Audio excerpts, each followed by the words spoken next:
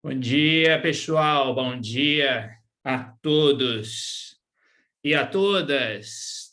Estão aí vendo e ouvindo tudo certinho? Só dar aquela confirmada. Já vi ali Braga, Renata, o Carlos está aí. Bom dia a todos. Agora o chat começa a subir muito rápido, eu já não consigo acompanhar o nome de todo mundo, né? Mas vamos lá, Dirceu, Talive, rapidinho aqui, Kennedy, Anne, tinha visto a Flávia antes, Mônica está aí. Bom dia, pessoal, vamos lá, né? Nós aí que já somos aí, né, pessoal? E fala aqui pela maioria aí, que eu acho que a maioria já teve aula aqui, né? Vamos para aquele nosso tradicional sábado em família, né? Porque, afinal de contas, estamos aí praticamente todos os sábados, né? Paulo Emerson está aí, meu querido amigo de longa data também. Então, vamos lá, pessoal, mais aquele sábado, mais aquele bate-papo aqui sobre um tema aí que, obviamente, agrada a todos nós, um tema aqui, no geral, né? O tema aí da questão de proteção de dados. Então, sejam todos aí muito bem-vindos e bem-vindas, né? Obrigado mais uma vez pela presença aí de todos vocês, tá? Eu costumo dizer, né, que se a gente não tivesse aí essas 500 pessoas, né, 504 agora, neste sábado, dia 17 de abril, tá? 508 e vai aumentar aí, né? Se não tivesse vocês aí, a gente não estaria por aqui, tá? Então, quero deixar isso aqui registrado. E quero começar hoje, pessoal, com duas perguntinhas muito simples antes aqui da gente começar, tá? A primeira delas é aquela pergunta que eu às vezes faço, né? Que é saber qual de vocês aí é a primeira vez aqui comigo, tá? Então, quem for aí a primeira vez, só indique aí no chat, só para eu ter aqui aquela ideia, né? Quem estiver tendo aula aí primeira vez. Então, estou vendo aqui alguns nomes, tá? Então, quero aí agradecer a vocês, né, que estão aí chegando pela primeira vez aqui, tá? Sejam muito bem-vindos, espero que gostem, tá? Para vocês especificamente, deixo aqui agora nesse slide aí, com essa pequena apresentação que eu não vou ler, vou só deixar aí, tá? Por quê? Porque enquanto aqueles que estão aí começando hoje, né, e óbvio, todos os demais estão aí dando aquela olhadinha, já até convido a todos vocês para seguirem aí, LinkedIn, Instagram, YouTube, é sempre aí Prof. Matheus Passos, como vocês podem ver. Mas eu quero fazer uma outra pergunta aqui, pessoal. E aí, assim, essa segunda pergunta, tá, para a gente começar a aquecer devagarinho aí para esse nosso bate-papo de hoje, a segunda pergunta eu vou pedir para vocês se dividirem, vocês vão entender o porquê, tá? Eu quero saber, em primeiro lugar, quem é aqui, quem se identifica, não necessariamente que seja, mas quem se identifica mais com a área do direito e com a área da tecnologia. Então, quem for mais da área do direito, indique aí no chat, tá? Tipo, eu sou da área do direito e tal. Espere, quem é de tecnologia não põe nada agora. Não é para post, não, eu perco aqui a ideia, tá? Então, quem for do direito aí, só coloque aqui. Estou vendo, claro, várias indicações aqui, sem dúvida nenhuma, tá? Então, claro que eu não consigo contar, aqui é muito subjetivo, mas é bem pela velocidade do chat, tá? E agora eu quero pedir para quem for da área de direito parar, e aí quem for mais vinculado à área de tecnologia, agora indique aí, tá? Quem for da área de TI, só para eu ter aqui como eu disse, uma visão super subjetiva, né? E me parece, né? Aí até o Fábio colocou, melhor ainda aí, pessoal, ótimo, melhor que o chat, ó. Aproveitem aí e coloquem aí essa brevíssima enquete aqui. Temos agora aqui 585 pessoas aqui, tá? Então, aqui a indicação da pesquisa e ela já me deixa, ela comprova aquele subjetivismo que eu falei, né? A maioria aqui sendo aí da área de tecnologia, né? Ou mais vinculada à área de tecnologia. Tá? E por que eu estou fazendo essa pergunta, pessoal? Né? Eu estou começando aqui com esta pergunta hoje. Vejam uma maneira aí um pouquinho diferente, mas eu estou começando com essa pergunta. Por quê? Porque, obviamente, nós vamos aqui hoje, vocês já viram aqui, até volta aqui para o início, tá? Da questão, vamos falar de contratos. Tá? Então, obviamente que se estamos falando de contratos, teremos uma pegada um pouco mais para a área jurídica, né? Isso aí é inegável. Né? Então, quer dizer, quando eu olho aqui, eu vejo que 52 mais 10% disseram que era de outra área, né? E, óbvio, eu vi ali o comentário do Jefferson, né, para não deixar as outras áreas, mas aqui era só, Jefferson, essa distinção muito rápida. Então, quer dizer, dessas aí, mais agora de 600 pessoas, nós temos aí 62 pessoas, 62% das pessoas que não são do direito. Esse é o ponto que eu queria colocar aqui com vocês, né? Então, nós temos aqui, efetivamente, aí a maioria das pessoas que não são da área jurídica. Por que eu estou fazendo essa pergunta? Porque eu quero vincular isso, e falando agora para essa maioria aí dos 62%, vincular isso com aquilo que eu espero que vocês tenham visto ontem na palestra do Gino.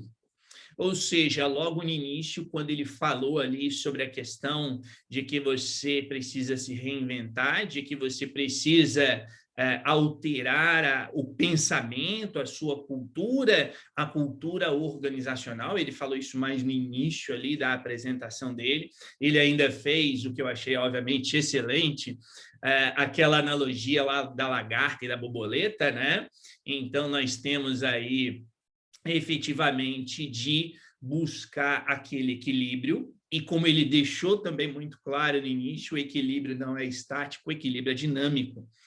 Por que eu estou fazendo essa introdução, que talvez seja um pouquinho diferente daquilo que geralmente eu faço nas aulas? Porque considerando-se aqui que nós temos uma aula hoje mais focada no aspecto jurídico, aqueles que são de outras áreas, né, majoritariamente aí da área de tecnologia, precisam, obviamente, ter isso em perspectiva. Não é? Ou seja, quando a gente fala, e aqui agora trazendo esse raciocínio, o raciocínio lá da lagarta e da borboleta, e principalmente daquela ideia da mudança de cultura para a nossa área de proteção de dados, a gente precisa ter super claro que a gente precisa fazer o quê? A gente precisa ser maleável, no bom sentido, né? Precisamos aí estar aberto a essas diferenças, a essas distinções, e, obviamente, precisamos fazer, teve uma hora, inclusive, que ele falou isso, né? Quer dizer, será que eu tenho de fazer mais ou será que eu tenho de fazer melhor?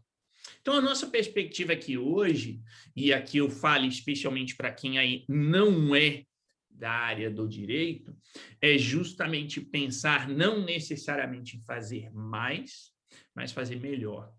Então, esse é o meu objetivo aqui, é mostrar para vocês todos, claro, né? Mas, como eu disse, principalmente para aqueles que não sejam da área jurídica, porque quem for da área jurídica, obviamente, vai ter um pouco mais de facilidade, até para entender muita coisa aqui, mas para aqueles que não são, obviamente, entender que, bom, isso não vai trazer nenhum prejuízo, porque, na verdade, o que vocês vão fazer é fazer melhor aquilo que vocês já fazem.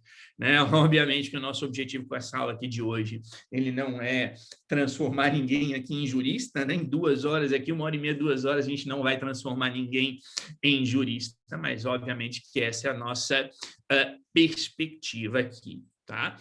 Então, nesse sentido, pessoal, nossa aula aqui hoje ela vai ser razoavelmente curta, né? Tem algumas pessoas que estão acostumadas aí com as nossas aulas de 3, 4 horas. Quem foi lá aluno do curso de gestor de privacidade estava acostumado com as nossas 6 aulas todos os sábados, né? Então, comparadas a isso, hoje a nossa aula realmente vai ser bem curtinha. Como ali, né, a Daniela colocou, era aula o dia todo, né?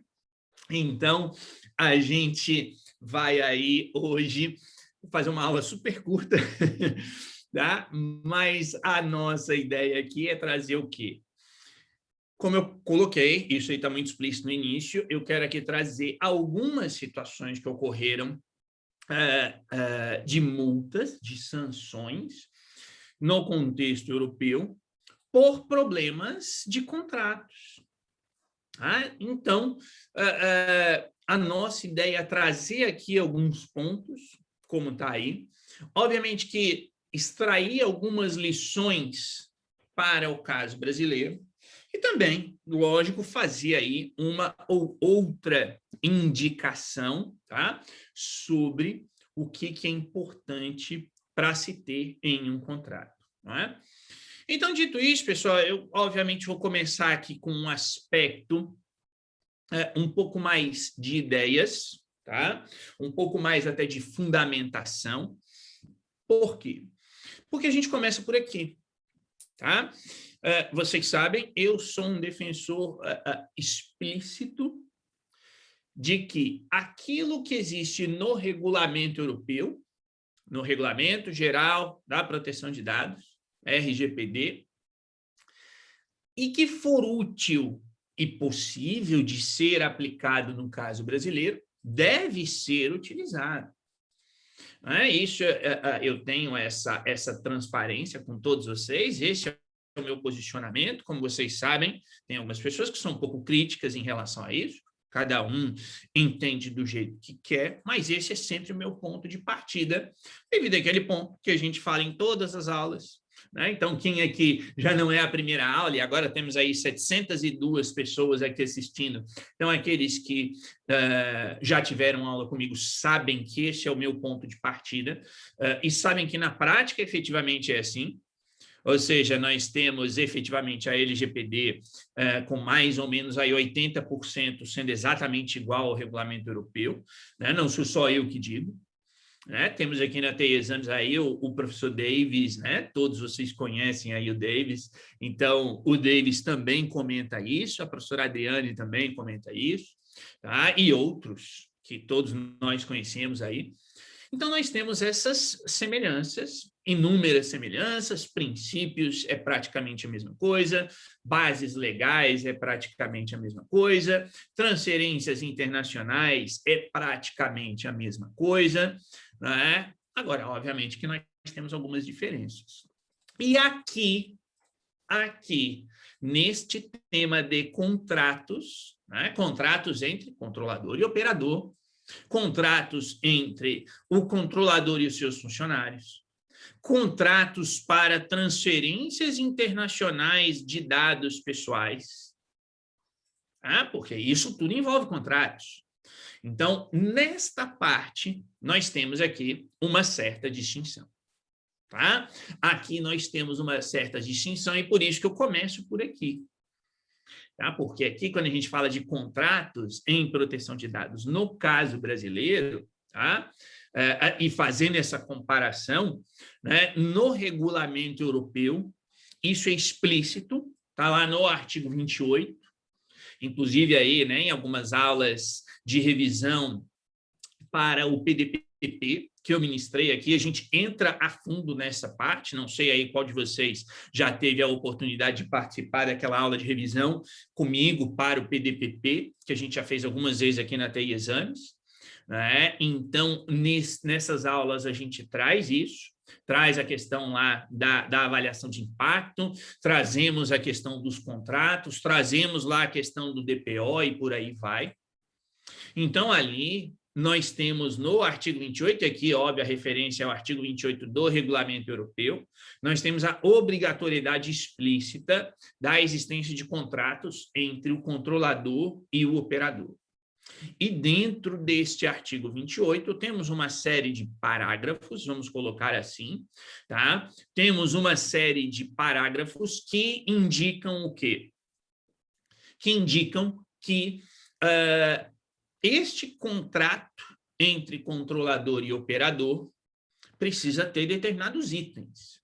Tem alguns itens que estão ali no artigo 28, especialmente, para quem tiver curiosidade, de olhar já antecipadamente o artigo 28, número 3, né? Mas não só, mas o cerne está ali.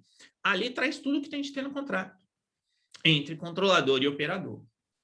Então, isso é muito explícito, isso é muito claro, tá? Tem de ter aquilo ali. Se não tiver aquilo, pode ter mais, mas aquilo ali é o mínimo. Se não tiver aquilo ali, gera multa para as empresas, é o que eu vou trazer aqui daqui a pouquinho. Então, no regulamento europeu, isso é super claro, é obrigatório. E quando a gente olha para a LGPD? Quando a gente olha para a LGPD, não tem essa obrigatoriedade. Não tem um único artigo na LGPD que diga assim, é obrigatória a existência de contratos entre controlador e operador. Não tem. Quando a gente olha, né, e o Nilson colocou ali, realmente só para transferências internacionais. Então, quando a gente olha para a LGPD, tá, nós não temos efetivamente esta possibilidade ou esta obrigatoriedade. O que nós temos que vai em direção a um contrato é o que está no artigo 39. E eu digo que vai em direção por quê? Vai em direção porque, como vocês podem ver, o artigo 39 tem esta redação, que o operador deverá realizar o tratamento segundo as instruções fornecidas pelo controlador, que verificará a observância das próprias instruções e das normas sobre a matéria. Então, o máximo de proximidade que a gente tem é isso. É o máximo. Tá? Nós não conseguimos efetivamente ter a obrigatoriedade. Então, se alguém vira assim e fala, eu tenho de ter contrato com o meu operador, ou o contrário, eu sou operador, eu tenho de procurar ter um contrato, não é? A lei me obriga, é claro que a lei não vai te obrigar. Agora, eu tenho a certeza absoluta de que todos vocês, e de novo, estou vendo aqui o número aumentando, temos agora 744 pessoas aqui na sala, eu tenho a certeza que todos vocês que estão aí sabem que tem uma série de coisas que a lei não diz, mas que nós temos de fazer. Todos vocês sabem disso. Todos vocês sabem, ao mesmo tempo, que tem coisas que a lei diz, que a lei não deixa ali muito explícito, e a gente, como profissional de proteção de dados, sabe que não devemos fazer. Então, pessoal, o ponto que eu quero trazer aqui, e eu vi que alguns ali já comentaram isso, né? O ponto que eu quero trazer é que a lei não fala na obrigatoriedade, né? Ela realmente não fala. Mas é óbvio, né? É claro que nós temos de ter contratos entre controlador e operador. Né? É claro que nós precisamos ter contratos entre controlador e operador. E precisamos ter contratos por quê? Precisamos ter contratos porque estas instruções que estão aí no artigo 39 serão passadas como? Serão passadas oralmente? É aquela coisa assim, né? Conversa, como se diz, conversa de boca? Eu combinei com o meu operador que ele vai fazer isso. Por quê? E obviamente que não é isso. Né? Obviamente que isso não pode ocorrer. Isso não deve ocorrer. Isso não deve ocorrer por quê? Porque quando a gente chega um pouquinho mais para frente, no 42 da LGPD, no artigo 42, a gente tem a questão da responsabilidade. E aí, meus queridos, eu não vou entrar aqui no mérito se a responsabilidade será ou não solidária, se ela será objetiva, subjetiva, isso é outra coisa. Isso é outro momento. Mas o ponto é que vai dar problema, porque nós sabemos que vai dar problema, e vai dar problema seja porque vai ter uma violação de dados pessoais, vai dar problema seja porque um titular vai exercer um direito. Aí eu nem vou entrar no mérito lá da violação de dados pessoais, vou entrar no mérito do exercício de direito. O titular vai entrar no site, vai mandar um e-mail, olha, eu quero exercer o direito de acesso. Quem vai responder? Quem responde é o controlador ou é o operador? E isso, pessoal, precisa estar estabelecido em algum lugar. Então, é óbvio, né, que é necessário, eu vou dizer aqui, vejam, eu vou dizer que é obrigatório, e é como eu falei 5 minutos atrás, não é um obrigatório legal, porque não há, mas é um obrigatório prático do dia a dia, tá? A existência de contratos. Então, nós temos aí essa recomendação de que a utilização de disposições em contrato e acordos com o fim de resguardar cada uma das partes e estabelecer os direitos, tá?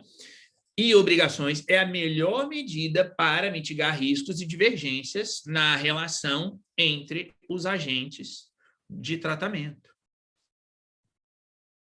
Então, pessoal, quando estamos falando de proteção de dados, nós estamos falando na existência de um contrato de proteção de dados. E aqui percebam que quando falamos em contrato de proteção de dados, aí eu vi aqui a pergunta do Vicente, eu não estou falando de um contrato em relação à questão comercial. Ou seja, eu posso ir lá e, por exemplo, ter alguma coisa pontual. Eu tenho um operador que vai me prestar um serviço de maneira pontual. Tá? Eu não vou entrar aqui na questão mais jurídica em si, não é o nosso foco hoje de dizer que, bom, há um contrato, né? Tecnicamente falando, há um contrato, tá? Mas o que eu quero dizer é, eu não necessariamente precisarei formalizar toda aquela coisa. Se eu vou lá, o cara está me prestando um serviço e pronto. Tá? Agora, em termos de proteção de dados, eu diria que isso vai ser necessário. E eu diria que isso é necessário, eu entendo que isso é necessário, por quê? Por causa das consequências para o titular. Tá? Então, e isso eu quero deixar muito claro para vocês, eu não vou trazer aqui o contrato de maneira geral. Quando eu falo contrato de maneira geral, é aquele contrato em que vai ter lá cláusulas principais no sentido de quanto vai ser o serviço, qual é o prazo de duração, aquela coisa que vocês todos já devem ter visto, né? Qual é o fórum competente. Não estou entrando nesse mérito.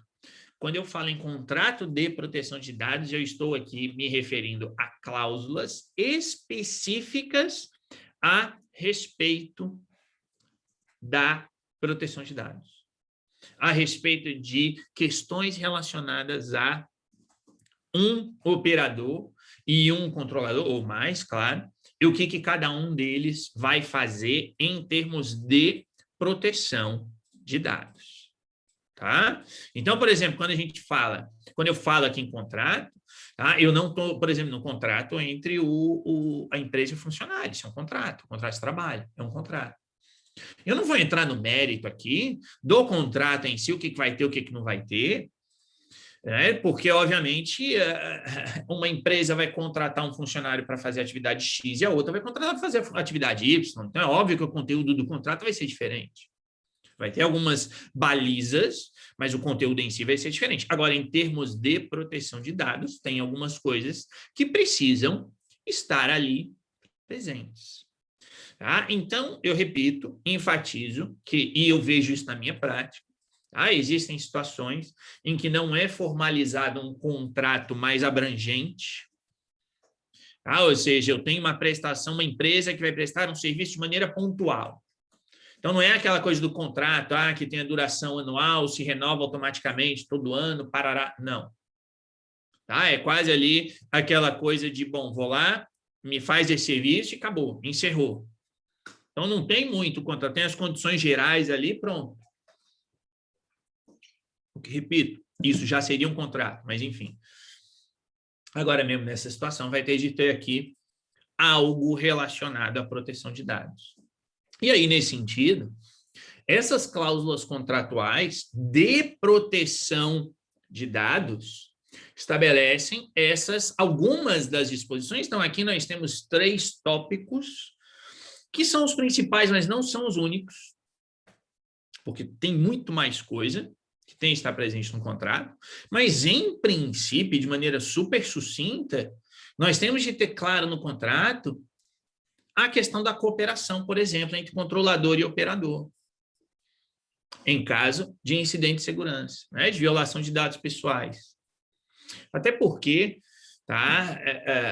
de novo, eu falo naquilo que eu vejo na minha prática, obviamente. Nem sempre o controlador vai tratar ele fisicamente ou logicamente os dados pessoais.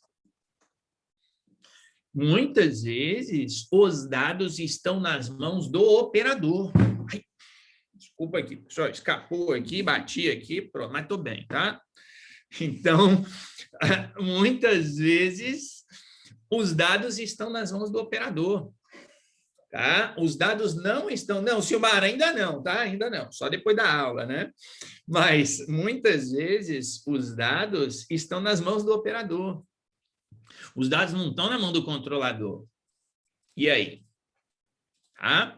E aí? Então, houve um vazamento, mas houve um problema no operador. E aí, o que o operador vai fazer? Né?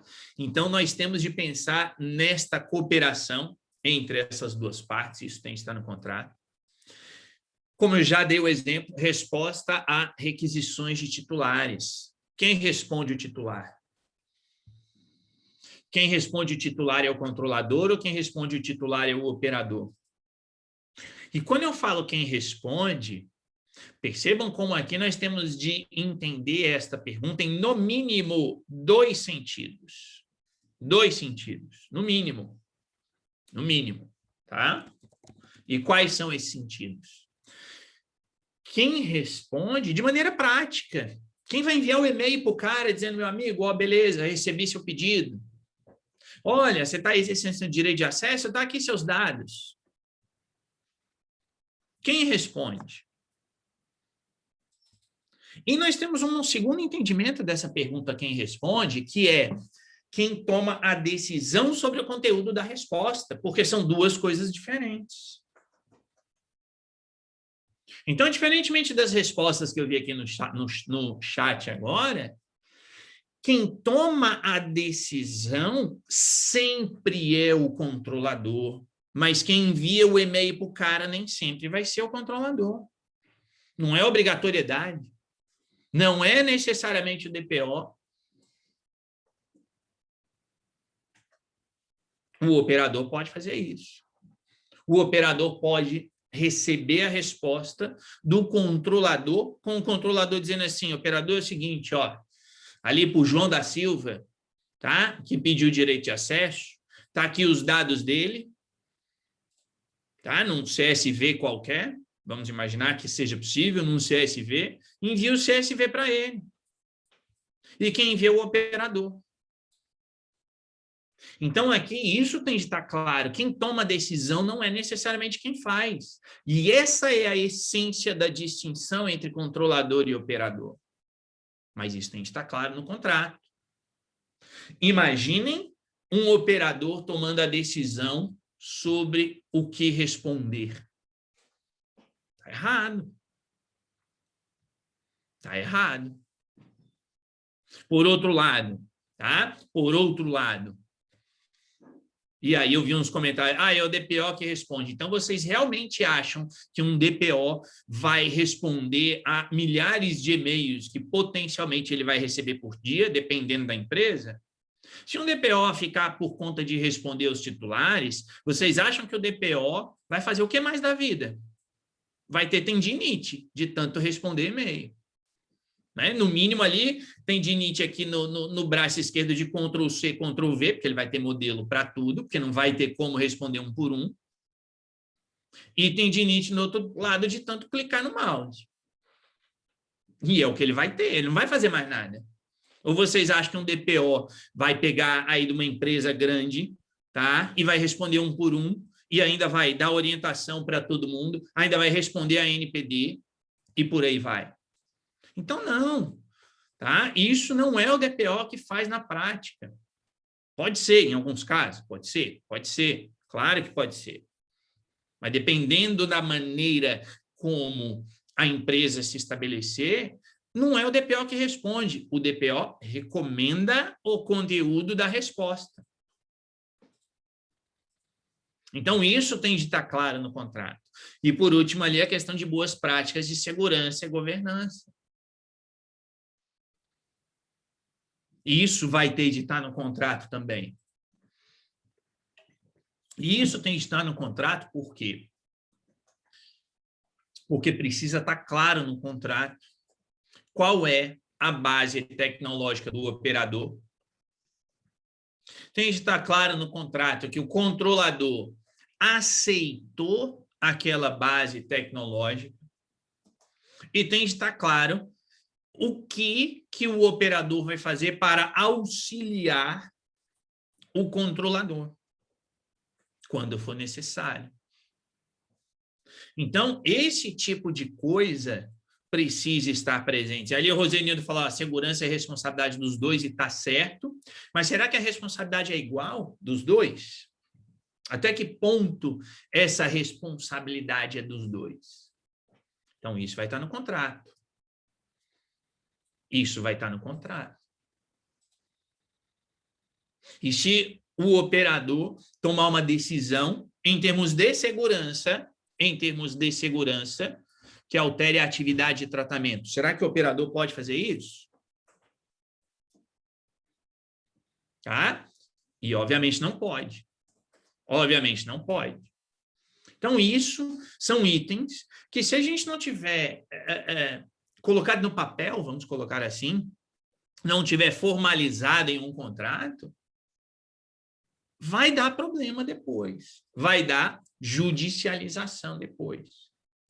Portanto, alguns ajustes específicos sobre obrigações e responsabilidades que não estão na LGPD, obviamente, deverão ser pontuados pelas partes do contrato.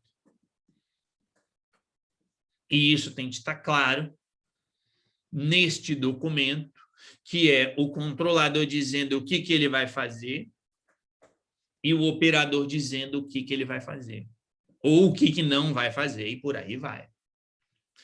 Então, aqui, percebam que quando a gente está nessa situação, tá? Quando estamos nessa situação, e quando olhamos para o caso brasileiro, que não existe a obrigatoriedade de um contrato, que não tem o conteúdo do contrato, porque eu repito, que no regulamento europeu, como eu falei lá no início, tem no regulamento europeu, no artigo 28, tem todos os itens que devem estar presentes em um contrato. Inclusive, também na ISO tem ali alguma coisa. Quando a gente olha para aquilo e a gente compara com a LGPD e vê que a LGPD não tem nada, a gente pode se questionar. Bom, o que a gente põe nesse contrato? O que a gente coloca? E é neste momento,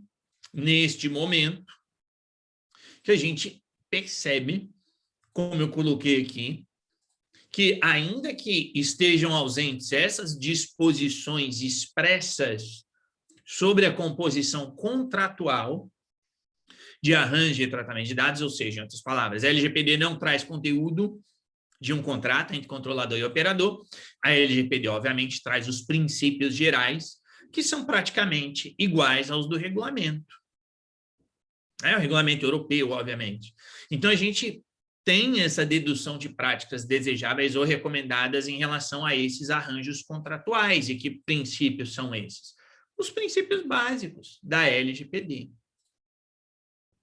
Então, a LGPD traz absolutamente todos esses princípios que vocês estão vendo e que vocês conhecem, E a partir daqui a gente começa a pensar no conteúdo de um contrato de proteção de dados. Então, eu tenho de ter no contrato, por exemplo, qual é a finalidade. O operador vai fazer o quê para o controlador com aqueles dados? O operador vai prestar um serviço para o controlador. Tá? O operador vai prestar um serviço. Bom, vai prestar um serviço para atingir qual finalidade? É uma finalidade que é definida pelo controlador.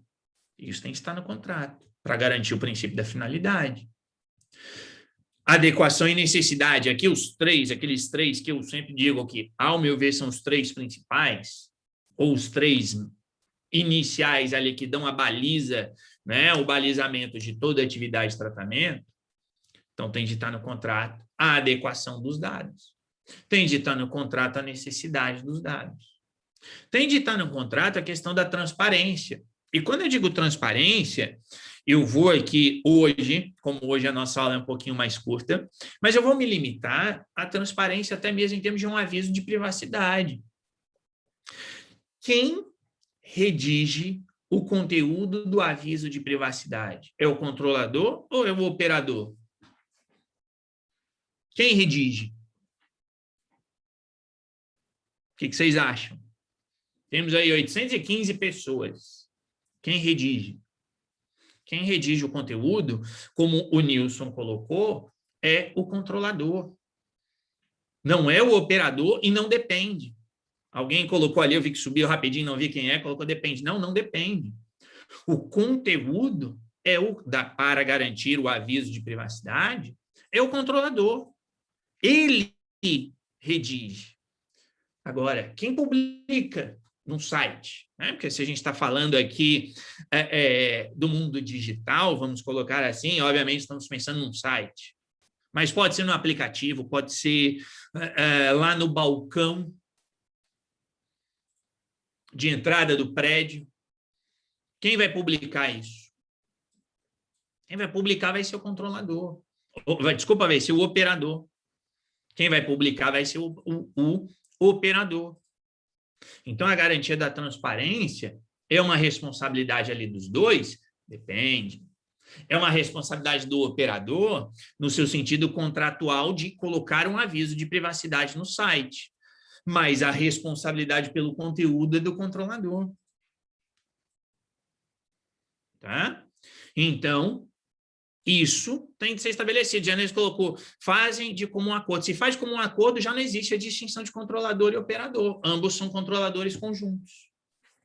Porque se é feito de comum acordo, Genésio, são os dois tomando decisão sobre a atividade de tratamento. Se eu tenho duas empresas duas ou mais, claro, empresas tomando decisões sobre a atividade de tratamento, não tem operador na história, tem o controlador.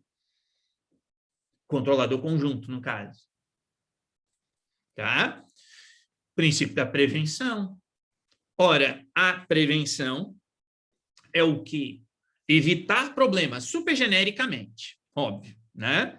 Vamos colocar assim, super genericamente. Princípio da Então, eu tenho de pensar em termos contratuais o que eu vou colocar em um contrato para evitar problemas. Eu vou, e aí entrando no último ali, responsabilização e prestação de contas, eu tenho de colocar no contrato o que o operador tem de fazer, por exemplo, para que o controlador consiga cumprir esse princípio. E aí o Paulo colocou, cabe ao controlador definir a regra do contrato. Entendo eu que sim. Entendo eu que sim. Entendo eu que sim, porque e aqui não tem como eu colocar de outra forma, tá, Paulo? O controlador define tudo. De quem é a responsabilidade por dar o pontapé inicial para qualquer atividade de tratamento. Qualquer. Quem diz, vou fazer. Quem diz, vou fazer, não é o operador. Quem diz, vou fazer, é o controlador. Então, é o controlador que tem de dizer o que tem de ter no contrato. Ah, e aí eu vi ali alguém né, o André até subir. Se o controlador for omisso, aí, André, eu recomendo, se você está prestando um serviço, portanto, se você está atuando como operador e o seu controlador não está nem aí, faz um contrato do mesmo jeito, deixando claro o que é que você, como operador, é responsável por fazer. E insiste na existência de um contrato de proteção de dados. Porque quando o controlador é omisso, e aí você, André, você e qualquer outro, claro, né, que estiver atuando aí como um operador, você não pode tomar decisões. Porque se você tomar decisão, você passa a ser controlador. Então, você tem de mostrar um contrato. E quando eu falo isso, pessoal, eu não estou... Vejam, a ausência de contrato, ela é preocupante, ela é problemática para as duas partes do negócio. Porque imaginem, um controlador toma uma decisão de fazer uma atividade qualquer, de tratamento, contrata um operador, mas não tem contrato, de proteção de dados. Aí o operador resolve fazer assim ou fazer assado, porque o operador acha que é assim ou assado que o negócio tem de ser feito. E tem um vazamento de dados pessoais. Ou tem um titular que exerce um direito, o direito não é concretizado, e o titular tem razão, e ele vai para a justiça. A responsabilidade é de quem? É do controlador que tomou a decisão, ou é do operador que estava só prestando um serviço para o controlador, mas que resolveu prestar o serviço do jeito que ele bem entendia? Se não tiver contrato, os dois estão enrascados. Tá? Então, já falei isso em outras oportunidades para quem estiver atuando em nome de um operador. O meu controlador não quer. Então, meu amigo, você vai ter de chegar lá e insistir. Tá? Porque senão vai dar problema. E nesse contexto, então, a combinação desses princípios que estavam no slide anterior, tá? Bem como, né, a sua interpretação prática, a sua tradução na prática, tá? Resulta na necessidade do recurso à formalização de obrigações mínimas e, obviamente, prévias entre os agentes, entre controlador e operador, e, obviamente, também, se for o caso, entre controladores conjuntos. Mas aí, controlador conjunto tem uma distinção. Na minha visão, tem uma distinção. Mas, enfim, vamos ficar aqui com controlador e operador por enquanto. Para quê? Para resguardar a segurança do tratamento e os direitos do titular. Essa é a questão principal. Direitos do titular.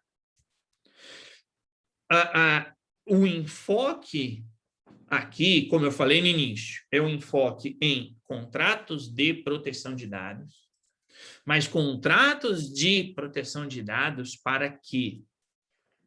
Para proteger a empresa? Claro que sim. Mas o principal enfoque é esse que está aqui nas duas últimas linhas. Não adianta ter contrato entre controlador e operador, tá? Se você não tiver efetivamente a proteção dos dados do titular. Aí o seu contrato não serve para absolutamente nada. E aí, pessoal, a gente chega aqui, então, finalizar dessa parte inicial, e eu vi ali várias perguntas, tá? Que são perguntas que eu não respondi propositadamente, porque eu vou entrar no mérito delas agora, tá? Algumas delas, a maioria delas, pelo menos. Mas eu trago aqui para vocês uma listagem, obviamente todos vocês conhecem aí esse site, imagino que conheçam, né? O site lá do Enforcement Tracker, tá? Então, este site do Enforcement Tracker traz violações, de maneira geral, multas, né? Não violações, mas traz lá multas, tá? Então, trouxe aqui, essas são as multas com o filtro do artigo 28 do Regulamento Europeu, com as multas aplicadas em decorrência de problemas contratuais. Tá? Eu vi ali o Ulisses, né? Beatriz colocou, é o site do Enforcement Tracker. Tá? O Daniel já colocou, eu ia colocar aí, mas o Daniel já colocou aí. Tá? O site do Enforcement, eu colocou aí no chat, né? O Enforcement Tracker é um site que traz aí as sanções aplicadas no contexto europeu por todas as autoridades de todos os países da União Europeia. Então, nesse sentido, tem lá os filtros por artigo do lado esquerdo. Quem tiver interesse aí já tem o link aí, vocês podem dar uma olhadinha depois. E aí você filtra pelo artigo 28. Quando você filtra pelo artigo 28, você percebe isso daqui. Você percebe todas essas multas, que quantitativamente nem são muitas, se a gente comparar com outros critérios, né? Com outras infrações. Vocês podem ver ali, tá? Na penúltima coluna, a coluna dos artigos, que obviamente algumas dessas infrações são específicas do artigo 28, mas tem outras infrações que juntaram o artigo 28 com outros problemas. E outros problemas por quê? Porque, meu querido, minha querida, um contrato, como eu mostrei 2 slides atrás e eu volto aqui, depois eu avanço novamente, um contrato é feito com base em princípios. Portanto, se você não tem contrato, você já está infringindo os princípios. Você está infringindo isso daqui. Você está infringindo isso daqui porque se você não tem contrato, como é que você pode deixar claro para o operador qual é a sua finalidade de tratamento? Se você não tem contrato, como que você pode dizer para o seu controlador que você tem tais e tais e tais mecanismos de segurança, a plataforma tecnológica que eu citei anteriormente, para concretizar o princípio da prevenção? Se você não tem contrato, como que você prova a sua responsabilização, o cumprimento do princípio da responsabilização e da prestação de contas? Como é que você diz isso? Seja para o titular, seja para um órgão fiscalizador, como a ANPD ou qualquer outro, seja para um futuro investidor. Portanto, é por isso que quando a gente olha para essa tabelinha do Enforcement Tracker, a gente vê que a maioria delas traz não só o artigo 28, mas traz o artigo 5º do Regulamento Europeu. E traz o artigo 5º do Regulamento Europeu, vocês podem ver ali, tá? Não no primeiro, mas no segundo, no terceiro, no quarto, no quinto, no sexto, no sétimo, no oitavo, depois no 10º, 12º, 14º e no último 16º. Todos eles trazem o artigo 5º. E o que é o artigo 5º no Regulamento Europeu? O artigo 5º no Regulamento Europeu é o artigo dos princípios. Portanto, você não ter contrato, você infringir uma relação contratual, é você infringir um princípio. E aí, claro, que quando a gente olha para cá, a gente pode ter multas minúsculas, como a última, 3.000 euros. Então, 3.000 euros, arredondando um pouquinho para cima, dá 21 mil reais. Tá? Para que vocês tenham uma noção, que é a última ali, né? Agora, de 2020, 3 de outubro de 2020, 6 meses atrás. Ou você pode ter uma multa gigantesca de 8 milhões de euros, que é a primeira. Então, a ideia aqui, e agora, né, como eu disse antes, tem algumas perguntas aí que eu vi que foram feitas, que eu não respondi propositadamente. Por quê? Porque elas vão ser respondidas no momento em que eu trouxer alguns desses casos, que é o que a gente vai ver agora. Eu tenho aqui 1, 2, 3, 4, 5, 6. Eu peguei 6 desses que estão aí, não peguei, obviamente, todos, né? Nosso objetivo aqui é discorrer sobre todos eles, tá? Mas eu peguei 6 desses casos, analisei isso daí, um por um, e trouxe os principais pontos aqui, como um aprendizado a partir do Regulamento Europeu sobre o que não fazer. O que não fazer. Tá? Então, obviamente que tem outras decisões em outros domínios que respingam em contratos, digamos assim. Respingam na questão contratual. Mas essas aqui são aquelas em que claramente houve aí infrações a questões contratuais. E aí, já passando para a primeira delas, tá? Como eu falei, eu trouxe 6. Essa aqui é a primeira delas, e no meio dessa explicação eu vou trazendo aí mais alguns detalhes para vocês. Primeira delas na Alemanha, tá? 2018, dezembro de 2018. Uma pequena empresa, tá? Pequena empresa. Então, não tem aquela coisa de, mais grande empresa. Não, tá? Se aplica a tudo. Então, a pequena empresa, como vocês podem ver, pediu recomendações à autoridade. Por quê? Porque o operador estava tratando os dados sem contrato. Então, aqui, pessoal, e eu já falei isso para vocês em outras aulas, quando a gente falou sobre o DPO. Uma das funções do DPO é ser o ponto de contato com a autoridade. Sendo ponto de contato com a autoridade, o DPO deve entrar em contato, deve questionar, deve perguntar. Tem dúvida? Fala com a autoridade. Manda e-mail. Eu ia falar manda mensagem, mas manda e-mail. Então, o DPO tem total liberdade para falar com a autoridade quando quiser. E aqui eu não estou dizendo que foi o DPO, tá? Mas o ponto é, qual é o ponto que eu quero chamar a atenção? Você vai entrar em contato com a autoridade para tirar uma dúvida de algo que você queira fazer de maneira correta. E qual é o erro aqui dessa empresa? Logo de cara, primeiro erro. O primeiro erro é entrar em contato com a autoridade e dizer para a autoridade, porque na prática foi isso que eles fizeram, autoridade, o que eu faço? Porque meu operador não quer assinar um contrato. Quer dizer, isso aqui já é um erro crasso, é um erro grosseiro, em 2 sentidos, no mínimo.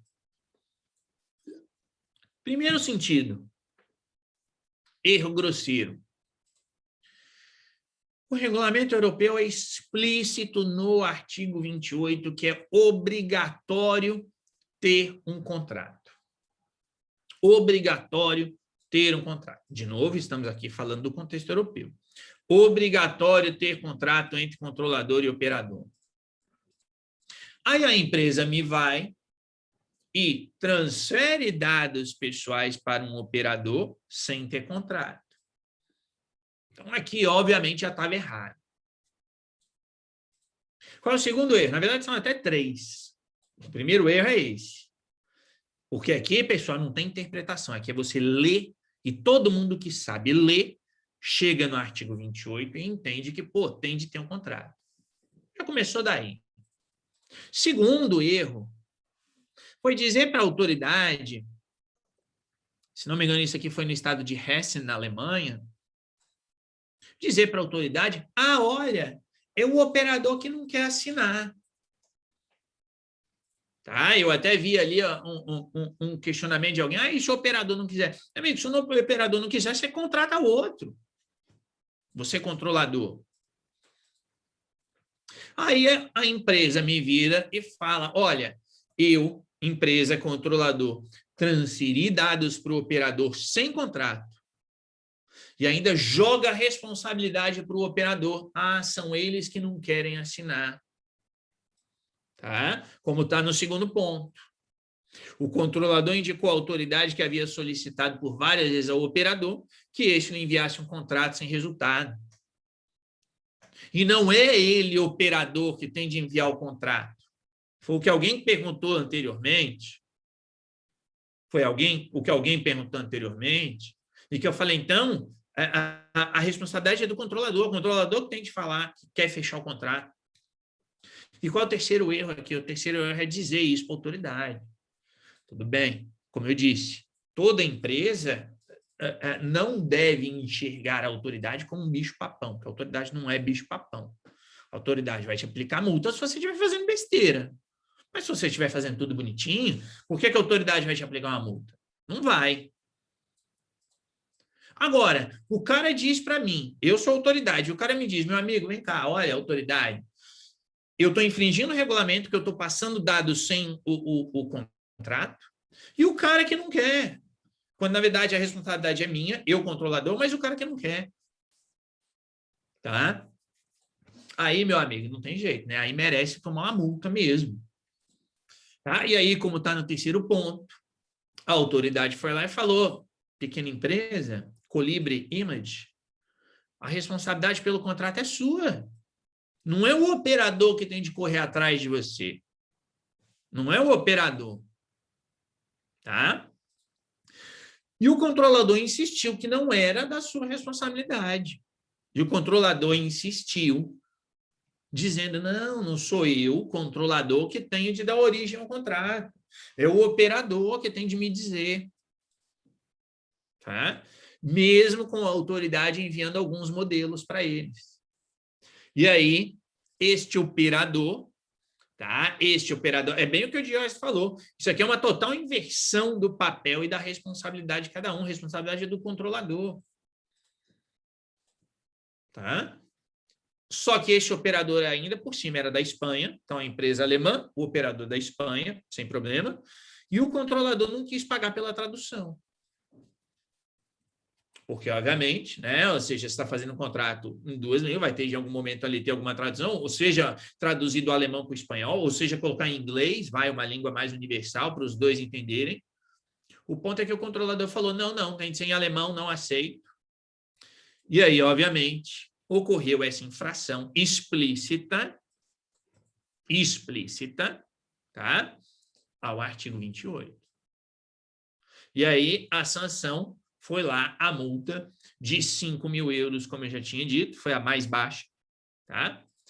O que equivale a essa conta, essa conversão, né? Eu fiz ontem, na verdade, então talvez seja um pouquinho mais, um pouquinho menos, mas a ideia é essa daqui. Mais ou menos aí, 33 mil reais de multa, por quê? Porque o cara insistiu que não era responsabilidade dele. E aí, pessoal, vi ali, né? Algumas pessoas falam: mas no Brasil é difícil, não sei o quê. Pessoal, ou faz ou não faz. Tá? É claro que a gente precisa olhar para as condições, precisa. Mas se não fizer isso aqui, vai dar problema. E eu não estou falando em dar problema, tá? Para as empresas, eu estou falando em dar problema para o titular. Isso aqui é uma bola de neve. Isso aqui é uma bola de neve porque, a partir do momento, e aí respondendo ali a última pergunta do Jorge, né? Não foi do Jorge, foi da Thaísa. Quem foi multado aqui é o controlador, nesse caso foi o controlador. Teve uma outra que eu vou trazer aqui, que foi o operador, que foi multado. Mas o ponto aqui, tá, é que você tem uma situação em que você precisa insistir. Você aí, como profissional de proteção de dados no Brasil, você vai ter de insistir para ter isso aqui claro, porque vai virar uma bola de neve.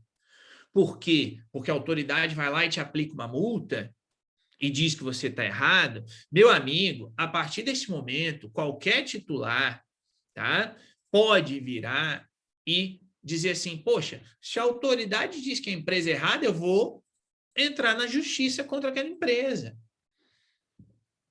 Então, pessoal, por mais difícil que seja, isso aqui tem que estar claro. E eu entendo, obviamente, que até certo ponto isso é uma novidade no Brasil. Mas o ponto, gente, é que cabe a vocês, como profissionais de proteção de dados que estão pegando esse início do processo, deixar claro quais são as regras. Deixar claro o que tem e o que não tem de ser feito. E isso, eventualmente, vai implicar em, talvez, perder um negócio aqui, perder um negócio ali. Mas você não vai tratar dados sem contrato. Não vai, porque isso vai dar problema. Tá? Não tenham dúvida de que isso vai dar problema. Ainda mais quando a gente olha para o caso brasileiro, e todos vocês sabem disso, não importa se você é da área do direito ou não, vocês sabem que entrar na justiça é uma coisa razoavelmente fácil no caso brasileiro. Tá? Não é à toa que temos aí milhões de processos na justiça. Tá? Então, vai ter de cuidar disso para evitar esse tipo de problema. Então, esse foi o primeiro caso. O que você nunca pode fazer como controlador? Qual é a lição que eu tiro daqui? E que eu quero passar para vocês. Não, você controlador, não se eximir da responsabilidade pela existência de um contrato. Porque quem tem de dar o pontapé inicial é o controlador. É o controlador. Isso, pessoal, é assim, é de uma obviedade, mas muitas vezes a gente precisa dizer o óbvio. Tá? Se o controlador toma a decisão pela atividade de tratamento, é ele que tem de colocar no papel, e o papel é o contrato, o que ele quer ou não quer que o operador faça.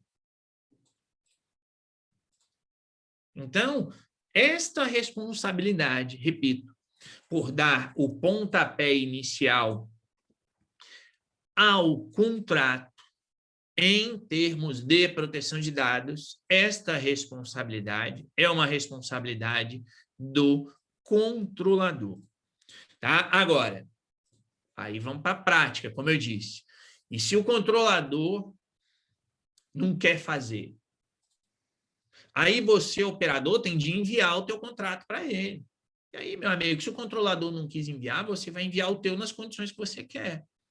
Mas, obviamente, colocando no seu modelo de contrato, você operador, tá? Colocando no seu modelo de contrato, o que você vai fazer como operador? Você não vai tomar decisões. Se você colocar no seu contrato que você vai tomar alguma decisão sobre atividade de tratamento, meu amigo, você já está dando um tiro no pé. Você está fazendo o que esse controlador fez na Alemanha. Porque se você diz assim, eu sou o controlador, para efeitos aqui do contrato de proteção de dados, eu sou o operador, desculpa, eu sou o operador. Mas eu vou definir que eu vou enviar e-mail toda semana para o cara. Você está dizendo que você é um, mas também é dois. Tá? Então, tenham cuidado com isso. Tenham atenção a isso daí. Tá? Passando para o segundo ponto, ou o segundo exemplo. Na Polônia, há uma prefeitura. Então, aqui entendo que no primeiro caso, a Colibri Image é uma empresa privada. Aqui nós temos o caso de uma prefeitura. E lembrando aqui que nós temos uma distinção entre o regulamento europeu e o caso brasileiro. Por quê? Porque no caso do regulamento europeu, órgãos públicos sofrem sanções, ou seja, pagam multa. No caso brasileiro, não. No caso brasileiro, órgãos públicos não vão pagar multas, mas no contexto europeu pagam. E o que nós temos aqui, então? Aqui nós temos outro exemplo, aqui até um pouco mais detalhado, porque a própria autoridade da Polônia traz todos esses detalhes. Então, eles colocam lá que houve a transferência de dados do controlador para operadores sem a existência de um contrato com as cláusulas de proteção de dados. E aí, como eu já tinha dito antes, houve infração a esses princípios, ou seja, os princípios da licitude, lealdade e transparência. Por quê? É que esses princípios, princípio da licitude ali, ou seja, é da existência de uma base legal. Então, houve a infração a isso daqui, houve a infração aos princípios da integridade e confidencialidade, que na LGPD é o princípio da segurança.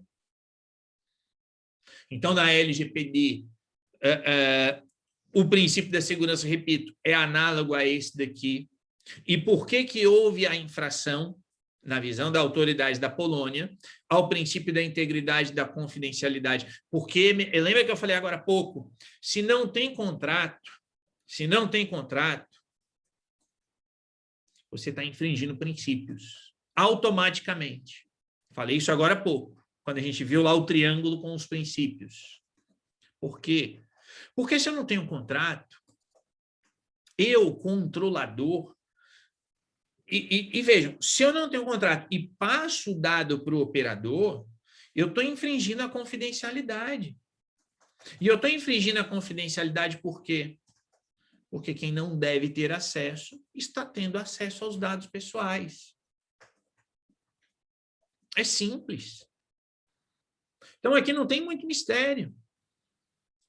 Então, por isso que aqui houve a infração ao princípio da integridade e confidencialidade, em conjunto com a infração ao artigo 28, número 3, que eu já citei. Lembrando que, obviamente, todos esses princípios aqui são princípios, são todos esses artigos, desculpe, os artigos que eu coloco aqui são artigos do Regulamento Europeu. E aí, para responder ali, a Kátia falou que há outras sanções aplicáveis, né? Óbvio que sim. Vejam, inclusive, que aqui eu estou trazendo o quê? Sanções aplicadas pelas autoridades. Eu não estou entrando no mérito se isso aqui foi para a justiça ou não foi para a justiça. Se isso aqui avançou, se um titular entrou na justiça contra essas empresas ou órgãos públicos ou não estou entrando nesse mérito. Por isso que eu falei agora há pouco também. Isso é uma bola de neve. Tá? Isso é uma bola de neve. Então, aqui eu estou me limitando a contratos com conteúdo de proteção de dados e sanções das autoridades. Não estou entrando no mérito de justiça de maneira mais ampla. Mas indo ali para o segundo ponto, nós tivemos aqui, neste caso da Polônia, a ausência de publicitação da finalidade do prazo de retenção. Então, isso também não foi dito para os titulares. E por que isso aqui tem a ver com contrato? Alguém vai dizer, porque no contrato tem de estar claro quando o operador para de tratar os dados. Ou vocês acham que o prazo de retenção é só uma política interna do controlador e que ele define e diz para os seus funcionários? Não, isso vai ter de estar no contrato. Porque se o contrato é para uma prestação de serviço durante 6 meses, então isso tem de estar explícito. O operador terá acesso durante 6 meses, findo o contrato, como o Nilson muito bem colocou, ele vai apagar ou devolver os dados. Eu não colocaria nem a anonimização. Porque eu entendo aqui, Nilson, que a anonimização é no interesse de quem? Tá? Então, mas é óbvio, algo que se pode colocar se for uma decisão do controlador.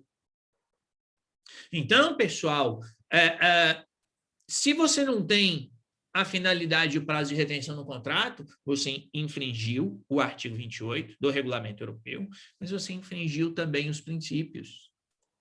E é a mesma coisa no caso brasileiro. Então, aqui nesta citação, tá?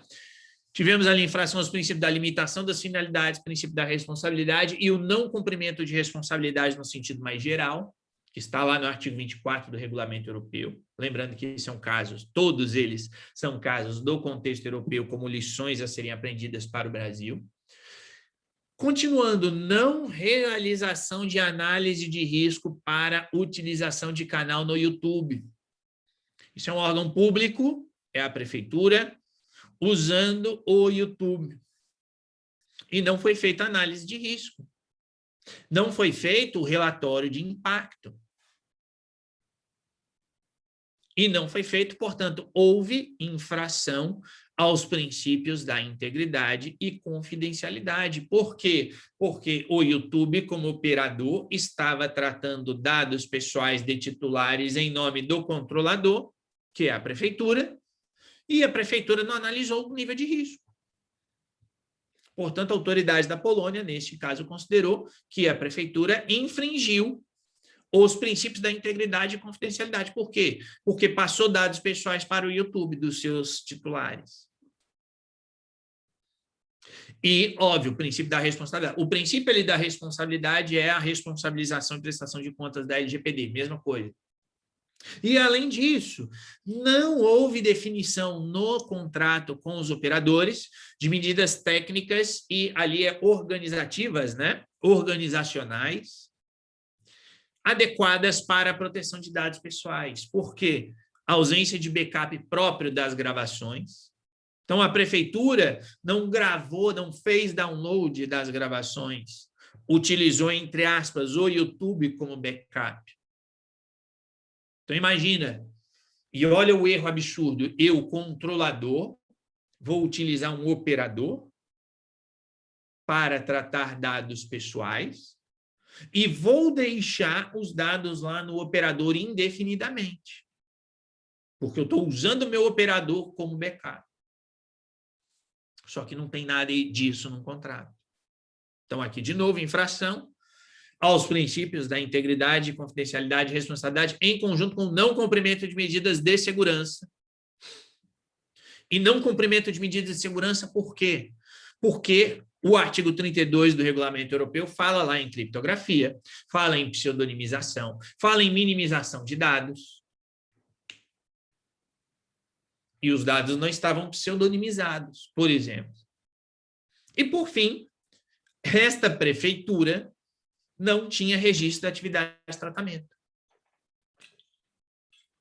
Todos vocês sabem, registro obrigatório. No Regulamento Europeu está no artigo 30, por isso que eu coloquei ali no final. E na LGPD está no artigo 37. Tá? Então, o controlador não tinha o registro da atividade de tratamento. Se não tem o registro da atividade de tratamento, ele infringe o princípio da responsabilidade, que, de novo, repito, na LGPD é responsabilização e prestação de contas, mesma coisa. Ele não tem uma documentação que comprove o que ele está fazendo. E, além disso, infringe o próprio artigo sobre o registro da atividade de tratamento. E tudo isso por quê? Porque não tem um contrato. Qual é a sanção? Ou quais são as sanções? Interrupção da transferência de dados para os operadores. Implementação de políticas de retenção obrigatório. Realização de análise de risco a respeito da publicação de gravações no YouTube e do armazenamento das gravações nos servidores do YouTube. Implementação de medidas técnicas e organizativas, de novo, né, organizacionais adequadas para a proteção de dados e criação do registro das atividades de tratamento e a multa aí de 9.380 euros para a prefeitura. Tá? Ou seja, a ideia aqui básica é: não teve contrato e, em decorrência, percebam a lógica, em decorrência da ausência de contrato de proteção de dados, outros itens do regulamento europeu foram infringidos. A mesma coisa no caso brasileiro. Se você não tem contrato, você, não vou dizer automaticamente, mas provavelmente de maneira automática estará infringindo uma série de outras coisas. Se você não tem contrato, como é que você pode estabelecer as medidas de segurança? Lá para frente. Tá? Lá nos artigos lá 46, 47, 48, 50. Então, se você não tiver um contrato, você já está infringindo outros pontos da legislação. Tá? Passemos agora para um outro caso, desta vez na Espanha. E aqui eu, obviamente, estou indicando o nome das empresas, o nome das regiões, prefeituras, etc., porque isso é público. Tá? Isso está lá nas próprias sanções que estão disponíveis na internet. Não é? E aqui, aí, como o Diógenes falou, empresa grande. Tá? A Vodafone é uma das maiores operadoras de telefonia, de comunicação em geral, na Europa. Tá? Então, ausência de contrato entre o controlador, obviamente, a Vodafone, tá? Controlador, né? E aí o Nilson ali colocou, né? Grande segmento, tá? No caso do Brasil, e um dos operadores. E qual foi o erro aqui? O erro aqui é que o controlador achou que não era necessário o contrato. Tá? E simplesmente disse, não, aqui não precisa. Né? Aqui é aquela história que eu falei no início. Lembra que eu falei no início? Eu tenho um serviço pontual. O meu operador, meu fornecedor, meu prestador de serviços vai só me oferecer isso aqui hoje e acabou. Eu não tenho uma relação contínua no tempo com ele. E aí tem muita empresa que diz, não, é só aqui uma prestação de serviço pontual, acabou, não tenho mais nada. Então, não preciso ter proteção de dados. Foi o que a Vodafone achou. Achou que, bom, esse operador aqui vai me fornecer esse serviço agora, hoje, não vai ter continuidade no tempo, então não preciso de contrato de prestação de proteção de dados. E eu falei no início, tomem cuidado com isso,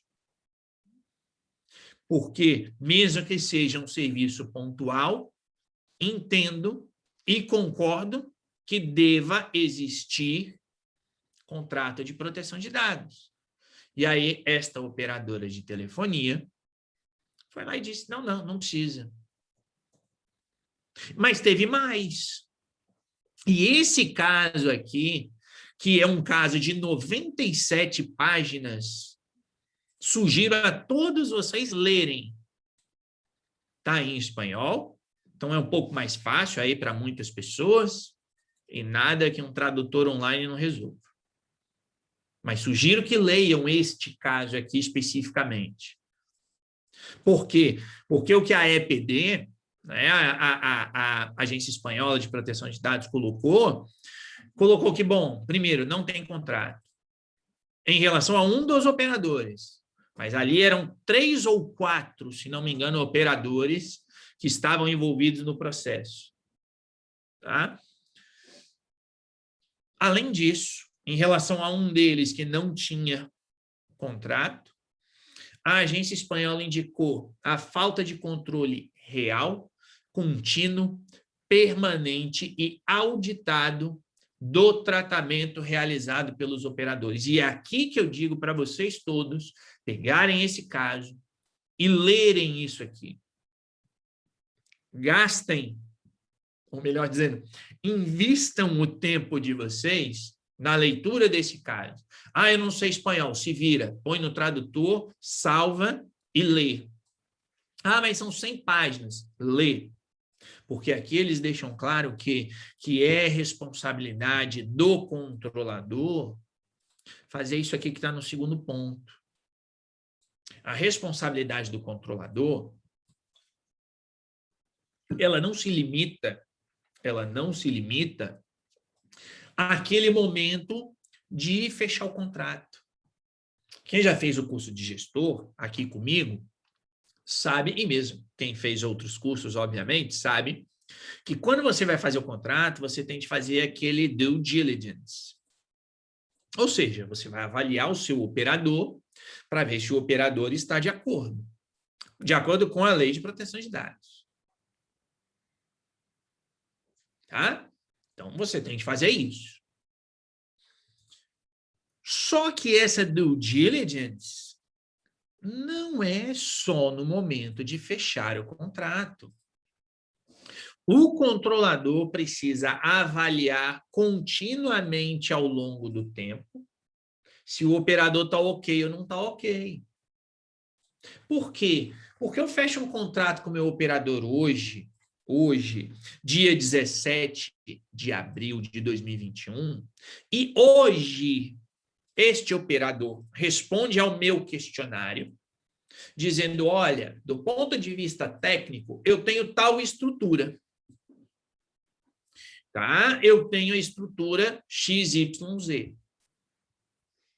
Eu tenho aqui a estrutura XYZ em termos de parque tecnológico, como eu disse anteriormente.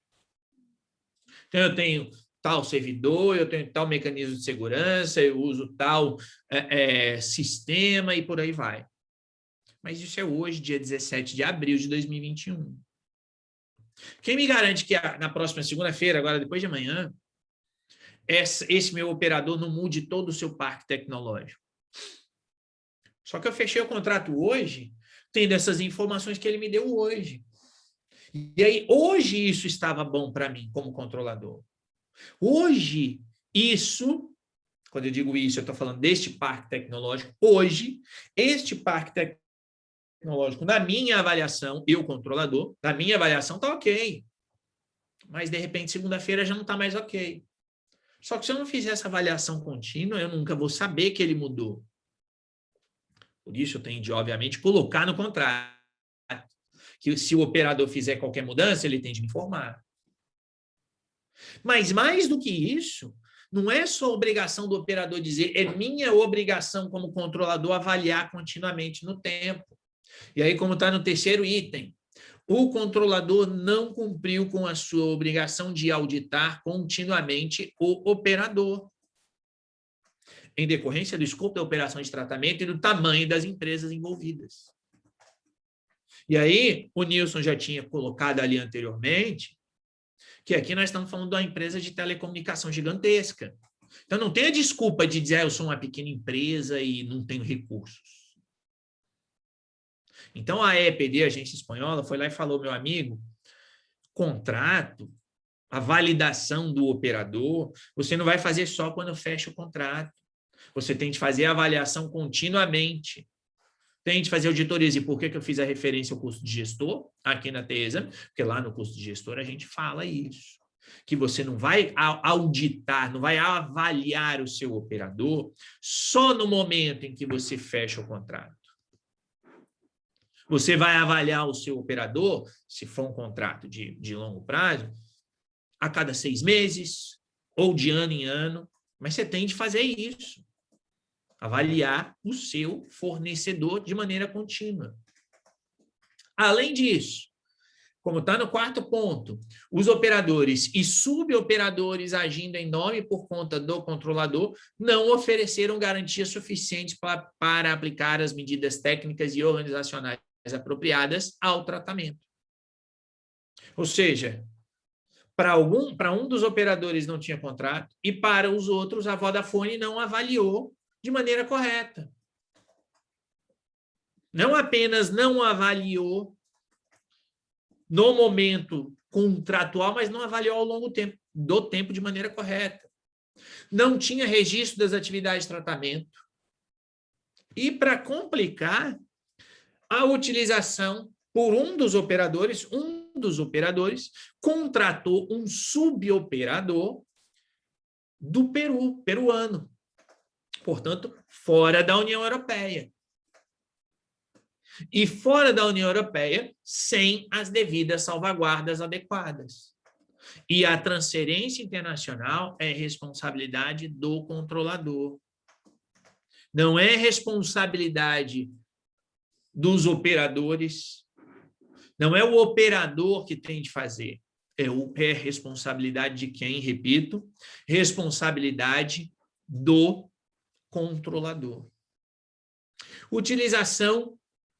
Ausência de autorização para que os operadores contratassem suboperadores. Então, a Vodafone não deu uma autorização e, consequentemente, como está ali, o controlador não sabe antecipadamente a quem e sob quais condições um suboperador é contratado para agir em seu nome.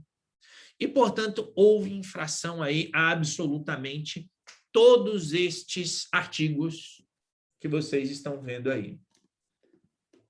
Consequentemente, tá? Deixa eu encher minha garrafinha aqui. Consequentemente, a Vodafone recebeu uma multa de 4 milhões de euros. Como vocês podem ver aí, esses 4 milhões de euros equivalem aí a mais ou menos 27 milhões de reais, por infração ao artigo 28, que são as questões contratuais em si. Recebeu outra multa de 2 milhões de euros, portanto, mais ou menos aí 13,5 milhões, por infração às transferências internacionais. Ah, Matheus, o que tem a ver transferência internacional com contrato? Você só faz transferência internacional se tiver um contrato. E é outro contrato, ou eventualmente outra adenda contratual, mas são outras cláusulas, o ponto é esse. Ou seja, errou em termos contratuais 2 vezes. Primeiro, erros com os operadores. Segundo, ausência de contratos para transferência internacional. E a agência espanhola deu 6 meses para que a Vodafone comprovasse a AEPD, a agência espanhola, que cumpriu com as obrigações que estão em todos esses artigos aí do regulamento europeu. Tá? Então, obviamente, a gente começou com uma pequena empresa, uma pequena empresa que recebeu a multa de 5 mil euros, e aqui nós temos aí uma multinacional que recebeu, na verdade, a multa foi de 8 milhões e meio de euros, tá? Mas os outros 2 milhões aí e meio de euros foram por outros erros que aí eu não trouxe aqui. Tá? Mas, repito, sugiro que leiam esta decisão, porque esta decisão é importantíssima para compreender a responsabilidade do controlador de validar os seus operadores ao longo do tempo. Depois a gente vai para a Itália. Tá? Ou seja, aqui estamos fazendo aí uma pequena viagem, né? Na Itália, temos aí este operador chamado Merlini. E aí vejam que aqui a multa foi para o operador. A multa não foi para o controlador neste caso. A autoridade italiana, né, a Garante, entendeu que a responsabilidade foi toda do operador, não do controlador. Por quê? E mais, aqui, olha a importância. Operador de telefonia. Quer dizer, eu quero dizer aqui que aqui essa Merlini é uma empresa atuando como operador de uma companhia de telecomunicações da Itália. Tá? Então, ou seja, estava prestando um serviço para uma telecom italiana, tá? A Wind. O operador prestava o serviço de call center para o controlador, então era isso que essa Merlini fazia. Tá? Repito, prestava serviço de call center para uma operadora de telefonia celular da Itália, então a Telecom era o controlador, Merlini, operador. Este operador contratou um suboperador por conta própria, sem informar ao controlador e sem obter do controlador a autorização geral ou específica. Ou seja, o operador resolveu agir por conta própria. Eu falei isso meia hora atrás. Você, operador, só faz o que está no contrato. Ah, Matheus, mas não tem contrato. Meu controlador não quer contrato.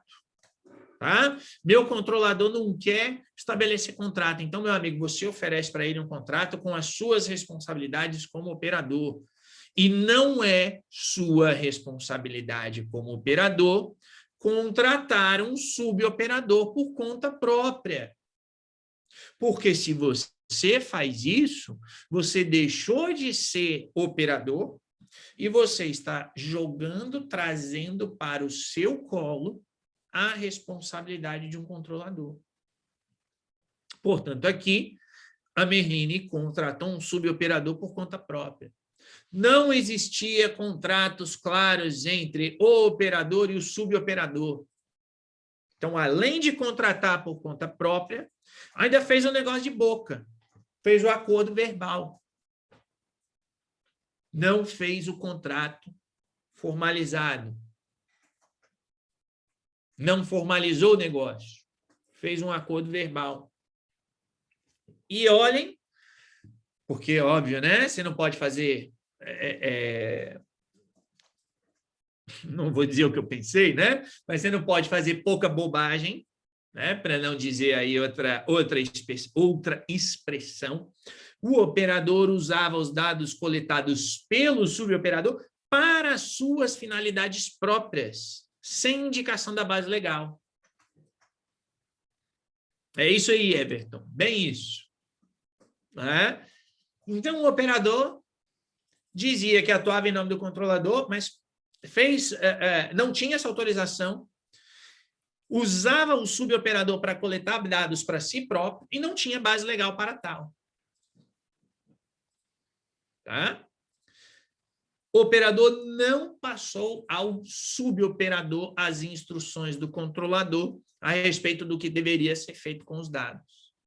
Portanto, aqui ocorreu aquilo que eu falei agora, 2 minutinhos atrás. O operador deixou de ser operador e chamou para si as responsabilidades de um controlador. Como a Ana muito bem colocou aqui no chat. E aí, o que aconteceu? Merlini tomou essas sanções. 1 mês, como está ali, estabelecimento do prazo de 1 mês para que o operador estabeleça contratos de proteção de dados com os suboperadores, e estes contratos devem ter a mesma obrigação relativa à proteção de dados contidas no contrato entre o controlador e o operador. Quer dizer, Merlini, operador, tinha um contrato com a Wind. Este contrato tinha cláusulas de proteção de dados. Estas mesmas cláusulas devem existir entre o operador e os seus suboperadores. Mas isso só pode ocorrer se o controlador aceitar. Senão, não. E aqui a Merlini fez, como o Everton já tinha falado, a bagunça toda e, consequentemente, foi obrigada a estabelecer os contratos no prazo de 1 mês, tá? E aí eu quero aqui fazer uma pequena pausa, não no nosso bate-papo, claro, mas uma pequena pausa no raciocínio, e eu quero que você pense na prática, tá? Na sua prática, independentemente do tamanho da sua empresa, da empresa para a qual você trabalha, presta serviço, o que for, se, dependendo da complexidade, você consegue fazer um contrato em menos de 1 mês. Tá? Então, isso precisa ser aí pensado. Isso pode vir a ser um problema.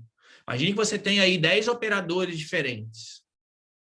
Você vai conseguir em 1 mês fazer um contrato com todas as indas e vindas das exigências em termos de proteção de dados em 1 mês? Talvez não. Mas, além disso, como está ali no segundo ponto, o operador foi obrigado a suspender o tratamento de todos os dados pessoais que ele tratava. Então, você é o operador, tá? Você é o operador. Você foi contratado por uma empresa, que é o controlador. O controlador diz, olha, faz isso, isso, isso e isso. Beleza. Só que você sofre essa sanção. E aí, meu amigo, minha amiga, eu pergunto a você, o que você acha que este operador poderia sofrer, não apenas aqui nessas sanções, e vocês já viram ali a multa, mas imagina agora este operador virando assim para o controlador e dizendo assim, controlador, é o seguinte, você me contratou para fazer o serviço tal, só que, olha, eu não vou poder fazer, tá? Eu vou ficar aqui 1 semana, 2, 3 semanas sem te prestar o serviço, porque eu tomei uma sanção da autoridade de controle, da autoridade supervisora. E aí você acha que o controlador vai te pagar? Você vira para o seu empregador e fala assim, olha, empregador, eu fui aqui proibido de fazer o que você me contratou para eu fazer, mas continua me pagando. Você acha isso plausível? Tá? Então, a situação aqui é essa. Percebam, além, obviamente, da publicitação, da divulgação. Então, o cara é obrigado a correr atrás de contrato. O cara não pode fazer tratamento de dados pessoais. O cara paga uma multa de 200 mil euros e o cara ainda tem de virar para o seu controlador, para o seu contratante e dizer, olha, desculpa, né, eu tomei a multa, você me contratou, mas eu não vou poder prestar o serviço pelo qual você me pagou, ou está me pagando, enfim. Mas aguenta aí só um pouquinho. Espera aí 1 mês, tá? Que eu vou resolver isso aqui e a gente continua. Como o Nilson colocou ali, é o cara de pau limitada. Ou ilimitada nesse caso, né, o Nilson? Tá? Então, a ideia aqui é essa. Nosso penúltimo caso aqui, ainda na Itália, mas aqui já é a região do Lácio. Tá? Ou seja, não é a mesma coisa, mas vamos dizer aí que é como se fosse um estado brasileiro, né? O Lácio como se fosse um estado. Não é a mesma coisa, mas enfim, só para que percebam isso. Aqui é em termos mais administrativos mesmo. Então, vamos chamar assim, vou usar, não é o correto, mas eu vou usar essa nomenclatura, né? O estado aí do Lácio, tá? Que é o controlador. Tá? De novo, órgão público, mas na Europa toma multa, né? Então, este controlador tinha um contrato com o operador mas o contrato não indicava detalhadamente estes itens que vocês estão vendo aí: duração, natureza, finalidade do tratamento, tipos de dados pessoais, categorias de titulares de dados, obrigações e direitos do controlador e medidas de segurança. Então, tinha um contrato, mas aquele contrato assim, super básico, do tipo, olha, eu, controlador, estou contratando o operador vai tratar os dados em meu nome, ponto. Isso não é um contrato. Porque no contrato tem que estar claro, para evitar problemas depois. O operador contratou um suboperador sem autorização do controlador. E aí, aqui, claro, que a gente pode entender que é responsabilidade do operador. E é. Mas aqui também é responsabilidade do controlador. E é responsabilidade do controlador por quê? Por causa da falta de contrato. Ou, não a falta, porque aqui tinha um contrato, mas um contrato que não trazia esse detalhe. Diferentemente do caso anterior.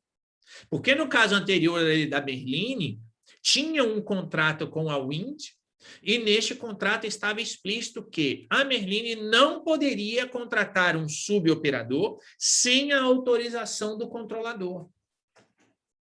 Explícito, claro. E aí, quando a Merlin, operadora, foi lá e contratou, ela infringiu o contrato, por isso que a responsabilidade não era da Wind. Agora, aqui não. Tá? Aqui não. Aqui o que aconteceu?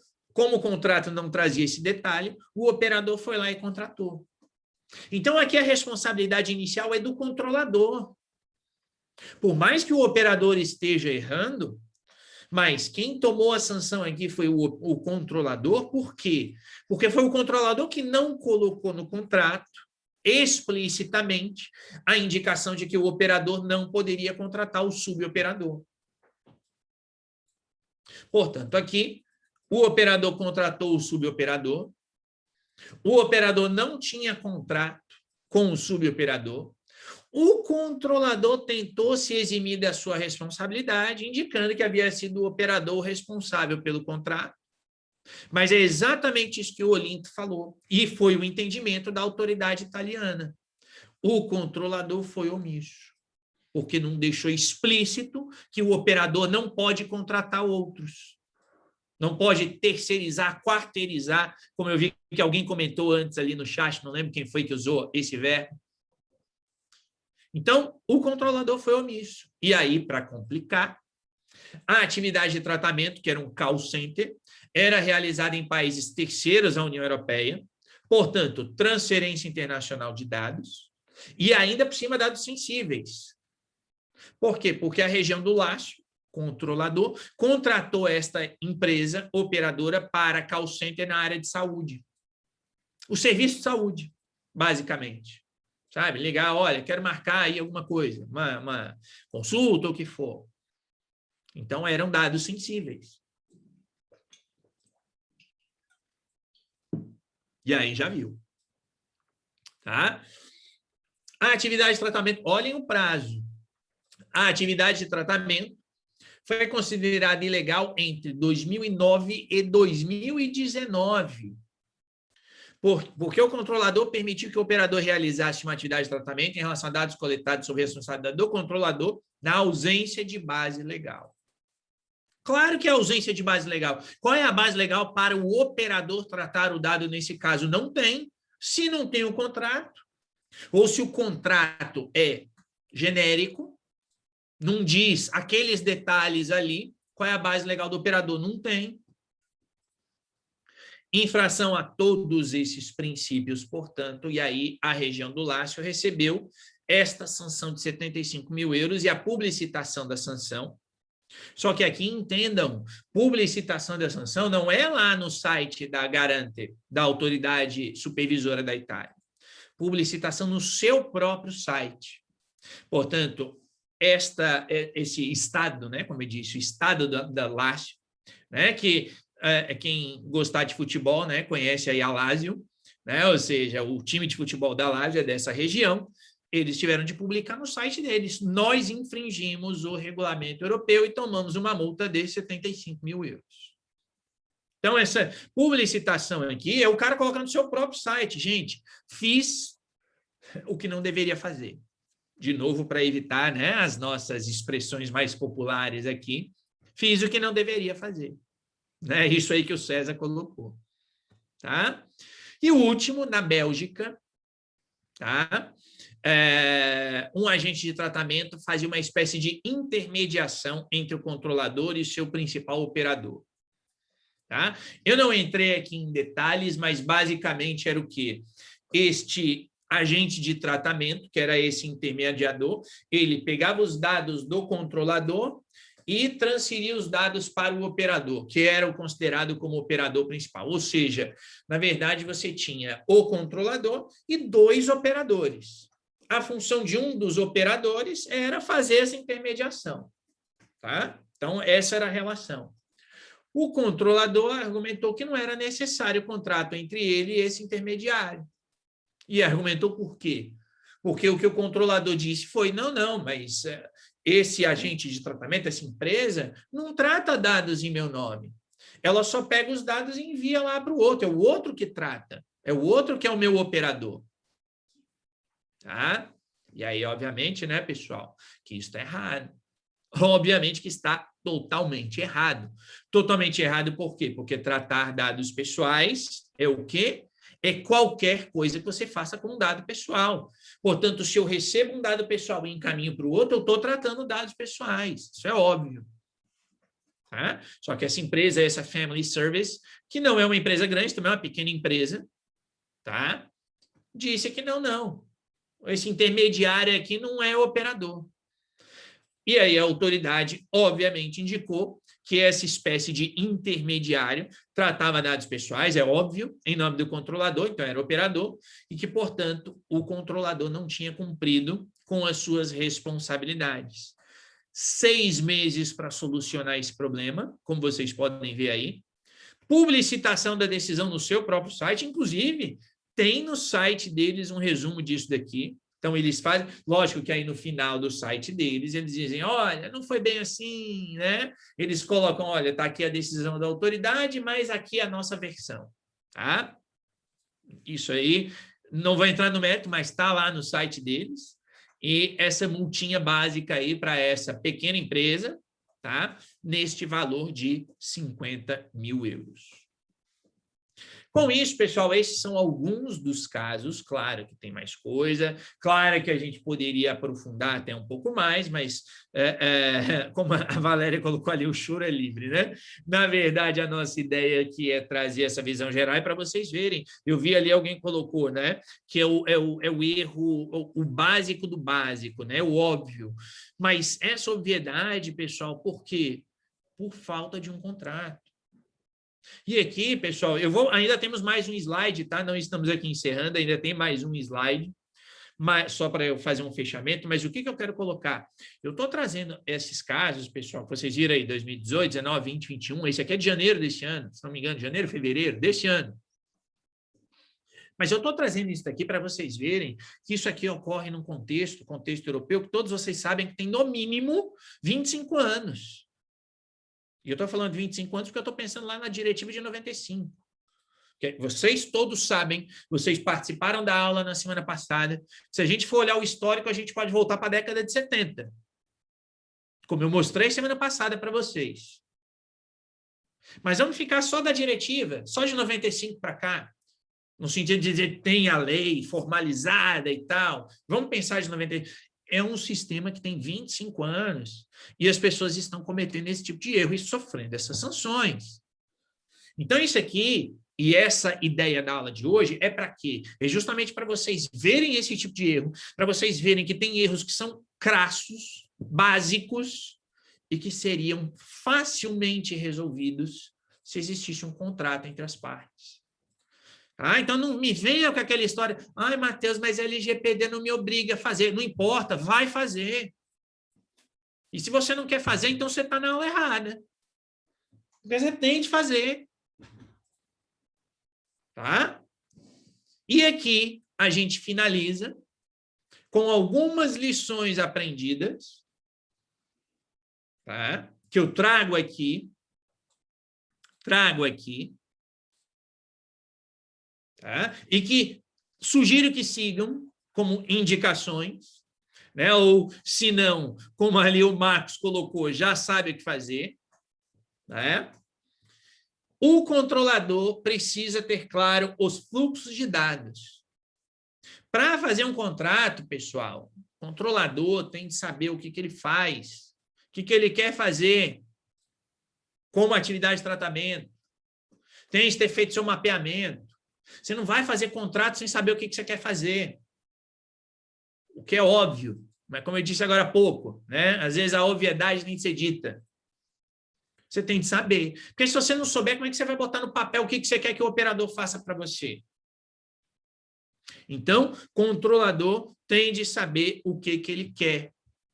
Segundo lugar, é obrigatório compreender quem é controlador, quem é operador no contexto daquela atividade de tratamento, lembrando que ainda podemos incluir aqui o controlador conjunto, que eu já falei para vários de vocês já ouviram que eu vou dizer agora. Eu me recuso a dizer co-controlador, tá?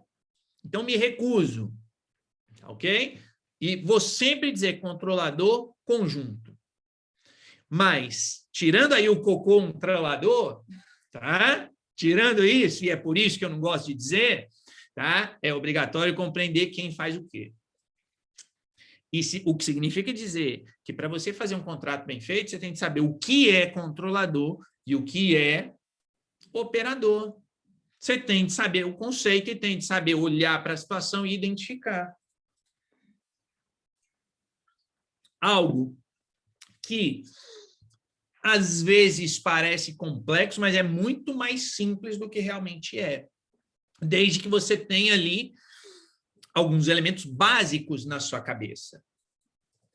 Depois disso, outra, e aqui claro que eu coloquei em sequência, mas eu coloquei em sequência só para ficar bonitinho, tá? Não é uma sequência necessária, mas a ideia é essa daqui. Ter claras responsabilidades de cada um. Beleza, eu sou controlador, eu sou operador. O que eu vou fazer? E aqui isso é importantíssimo para os dois lados, pessoal. Nós estamos numa negociação. Então, um exemplo muito simples.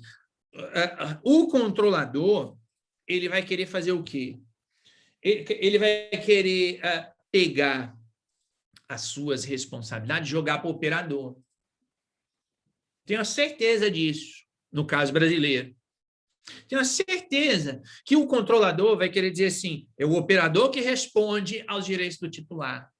Tenho certeza que o controlador vai dizer assim, no contrato, vai querer colocar no contrato, a responsabilidade por realizar um relatório de impacto é do operador. Tenho certeza que isso vai acontecer. E se isso acontecer, vai dar problema. Tá? É o jeitinho que o Agnaldo colocou ali. Está errado. Porque se você sabe quem é o controlador, você sabe que relatório de impacto é responsabilidade do controlador. E aí, lembra que no meio aqui da nossa aula eu falei que as coisas têm dois sentidos? O sentido de quem decide e o sentido de quem faz. Então, se estiver no contrato que quem toma a decisão por fazer um relatório de impacto e por analisar o resultado do relatório de impacto é o controlador, mas quem faz é o operador, tem o meu aval. Por quê? Porque aí o operador pode ter o conhecimento para fazer, provavelmente vai ter. Quem assistiu à nossa oficina sobre relatório de impacto sabe que tem uma parte lá que são as medidas de segurança. Quem melhor para decidir as medidas de segurança do que o operador?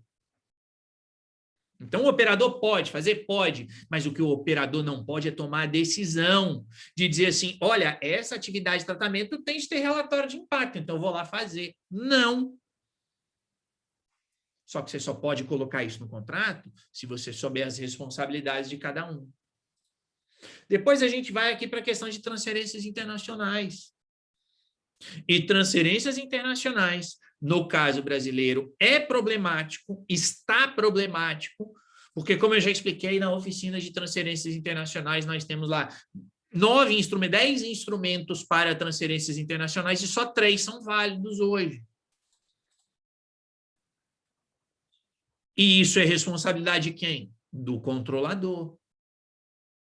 Então, o controlador, se ele escolher um operador fora do Brasil, ele vai ter de olhar para isso aqui também. E tem uma série de responsabilidades embutidas nisso aqui. Depois a gente chega nesse ponto. Não adianta ter contrato com operadores se os colaboradores de ambas não tiverem conhecimento sobre o tema. Tá? Ou seja, nós temos aí, obviamente, não estou dizendo que todos têm de saber tudo, mas o colaborador tem que ter um mínimo de noção. E não adianta ter contrato com os operadores se os contratos forem validados apenas no momento da sua realização. É o caso da Vodafone que eu falei para vocês lerem. Não adianta eu ir lá, validar o meu operador hoje, assinei o contrato hoje, porque amanhã este operador pode mudar o seu parque tecnológico e causar impacto na atividade de tratamento que ele faz para mim. E, se isso acontecer, a responsabilidade não vai ser dele, a responsabilidade vai ser minha.